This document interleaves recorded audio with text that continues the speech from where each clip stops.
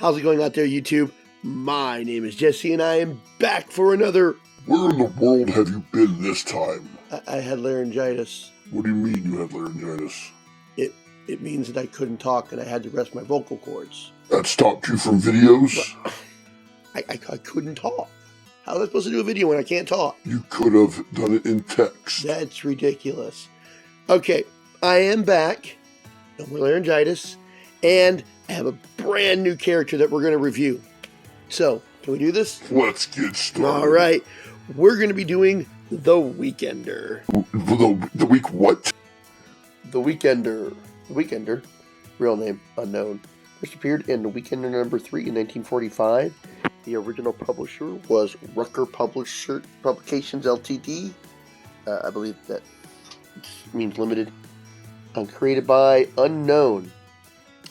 This cover is his first, last, and only appearance. So, there's The Weekender. Well, I hope you enjoyed this video. I hope you learned something about this hero.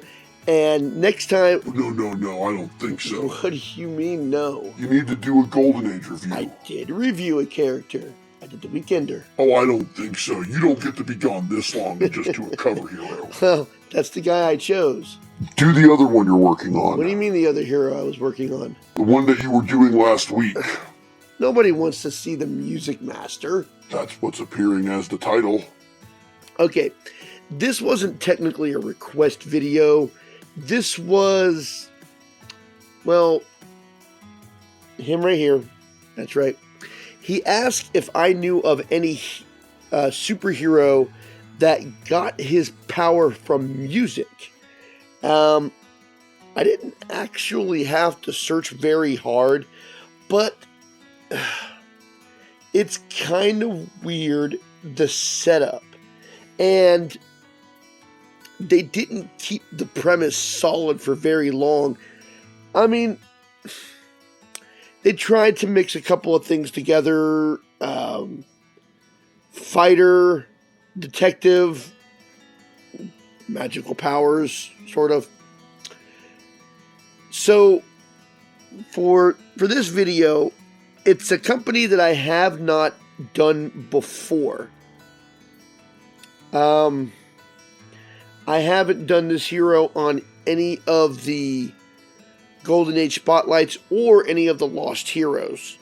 So, let's go and cover this guy who is probably a footnote, and his powers were somewhat noteworthy, and I hope that he doesn't leave a sour note. All right, we get it, musical puns.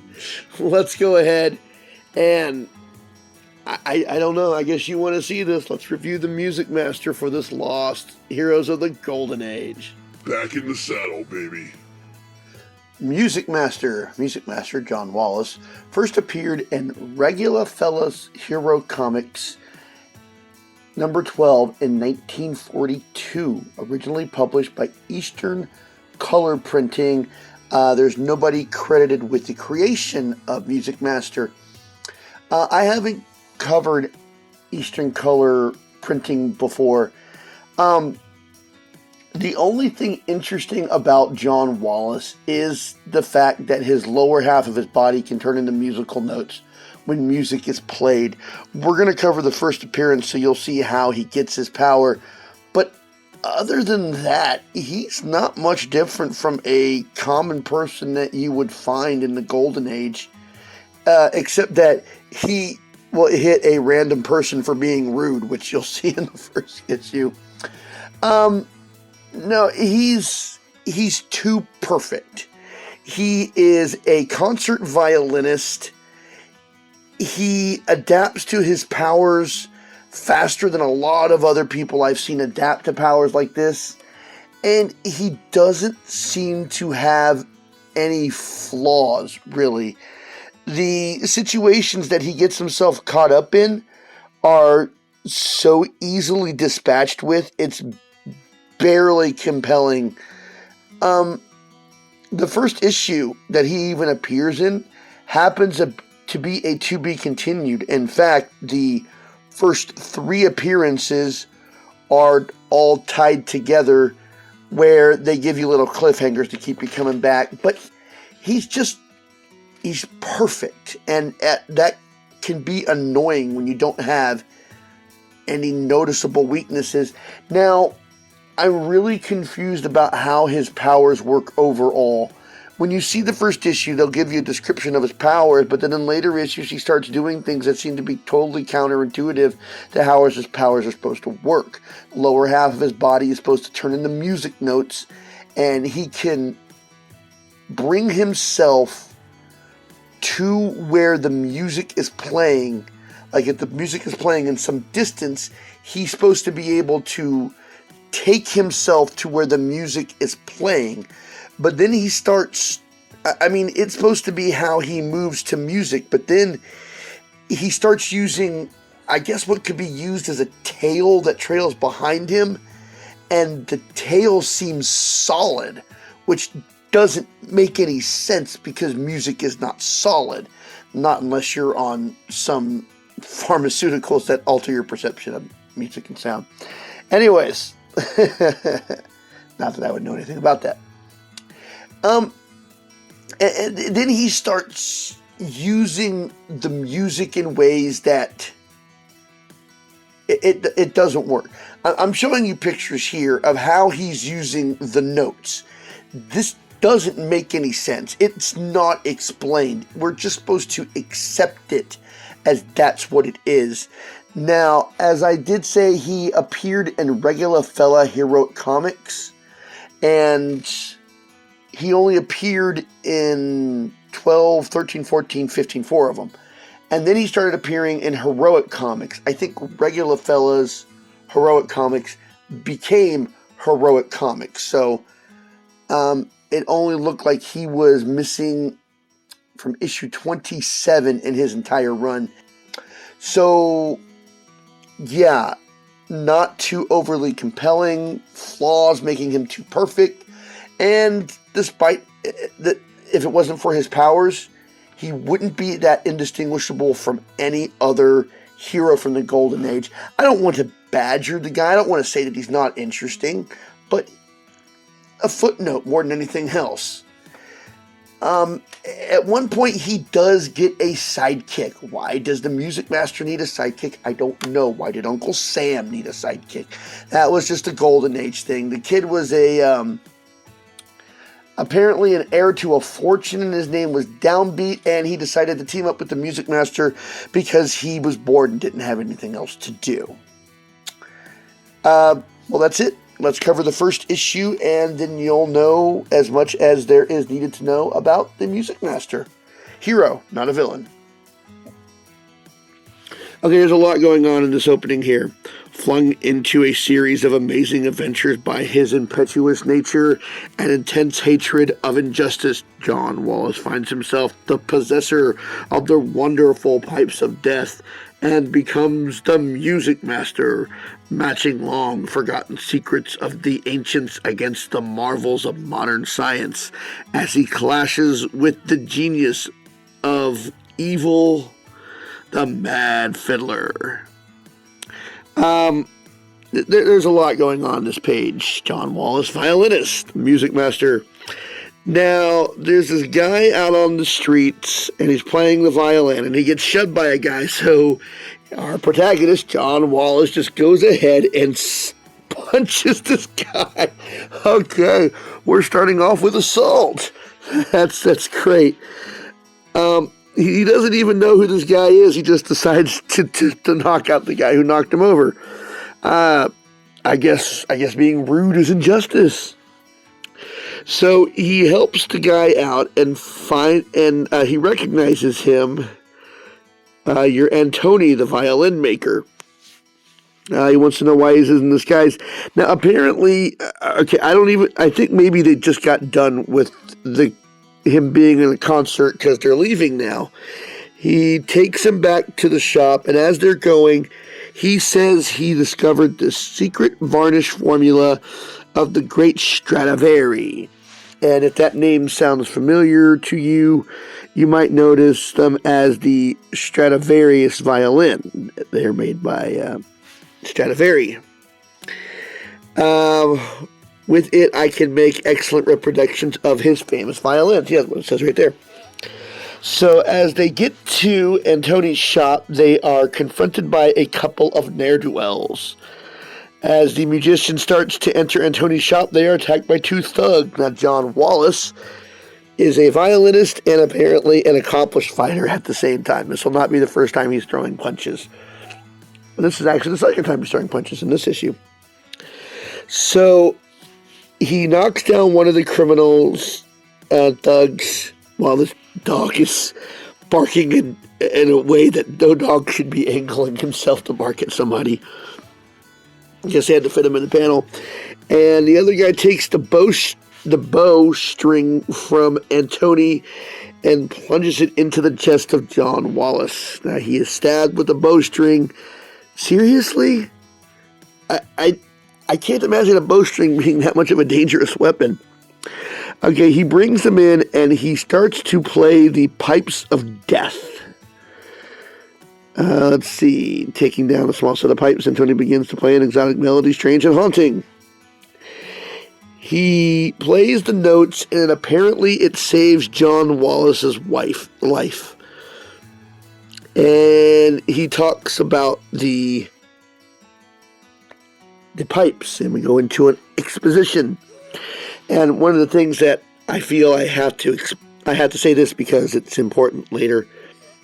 The old man explains that John's body has now become attuned to the frequency of the musical sound waves, and that he can identify himself with any musical note so that his body will react and cling to the waves of sound, and he will be transported with the speed of sound to the source of the music.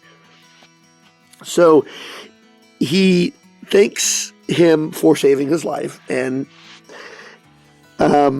Antony gives John the pipes of death, and he says that he will be seeing him tomorrow. He walks into the shop tomorrow, and he notices that Antony is dead, and he leaves. Yes, it's not apparent that he takes the dead violinist's flock, but they mention it, like the coat. So he goes in there, sees one guy dead, the other guy unconscious, so he takes a coat and a dog. And then it says several days later. So several days later, we don't see him calling the cops. We don't see him following up with anybody. Several days later, he gets a paper and says that this is the first clue. You are a horrible detective. So that afternoon, he finds out that a man has recovered a Stradivarius, and he paid a large fortune for it. And John Wallace goes up to them and tries to tell the guy that he believes it is a clever fake. So he's like, I don't believe you, get out of here. And we find out that he is part of this thing about making the clever fakes. So John Wallace walks off, and he goes, Pagini, old boy, I think we've got something here. Van Alten was altogether too anxious to get rid of us. Looks mighty familiar, too. Wonder where we've met him before. I don't think it actually goes anywhere.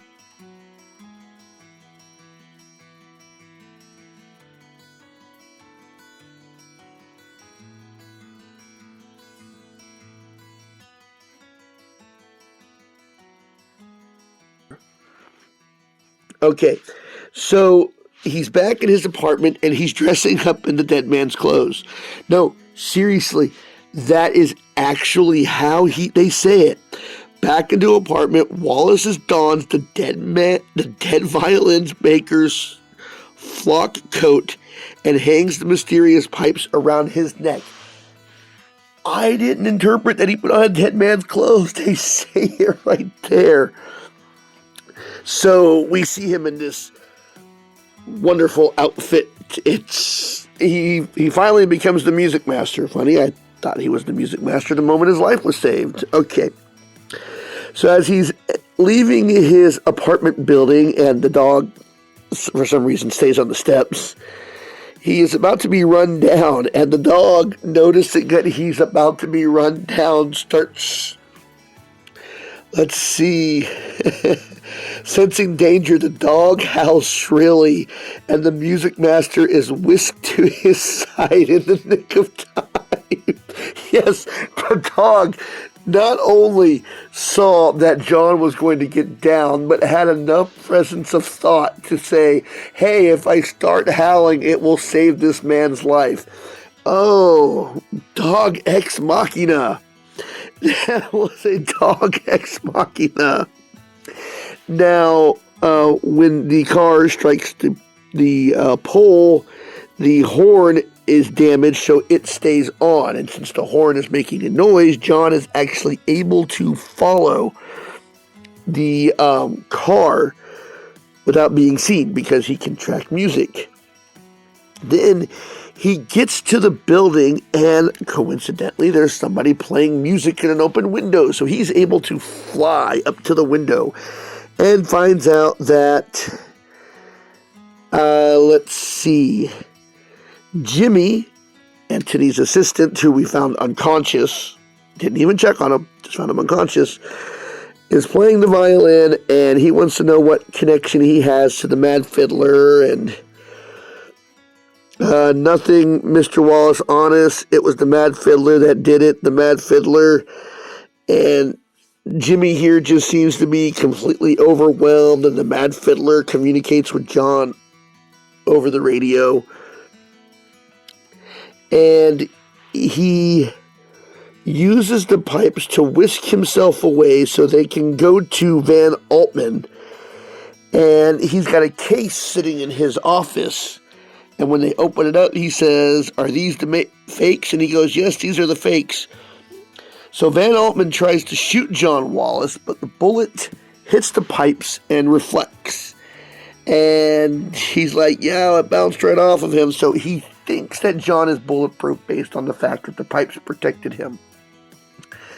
Now, he jumps out the window. They're on the first floor, so it's not like he jumped to his death or anything. Now, he gets into his car, and I don't understand how John uses the music here. He's supposed to be able to move at the speed of sound to track music at its source. But somehow, playing the music from the pipes locks up the man's hands and causes him to crash into a car. Nothing in the description of the powers or how they work suggests that this is even possible. But yes, he somehow used the music to cause this guy to crash the car. And then a butler sees them, and they happen to be in such a convenient place that he's able to push a button and bars descend from the ceiling and capture them in a cage of high voltage. Don't touch the bars, Jimmy, they're high voltage.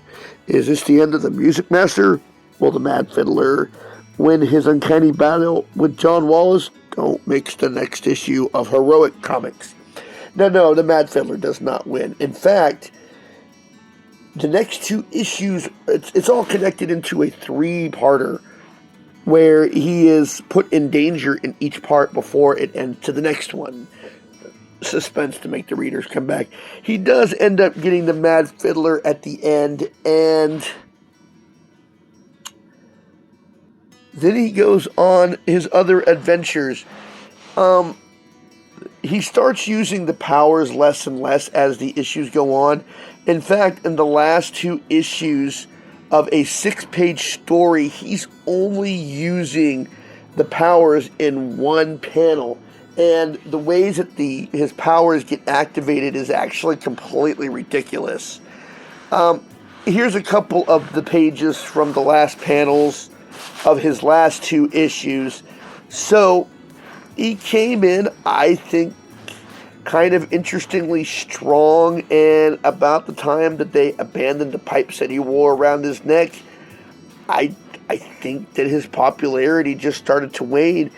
He had a handful of issues, and he had his sidekick, but he didn't have enough presence to stick around for a long term, like a few other heroes in this publication stayed around for a while and was even in Project Superpowers, but the Music Master was not one of them. Well, that did it for this Lost Heroes of the Golden Age. Yeah, I was gone for a little while. I did have laryngitis. I think you could hear a little bit of it in my voice still, but I am back. We got a lot more review heroes, a lot more request heroes on the way. Gotten a few more requests since I've actually been down. And if you have a request for somebody you want to see, go ahead and drop me a line and we'll go ahead and get that one as soon as we can get to it, because I do have some more requests along the way. So, until next time, I'll be seeing you.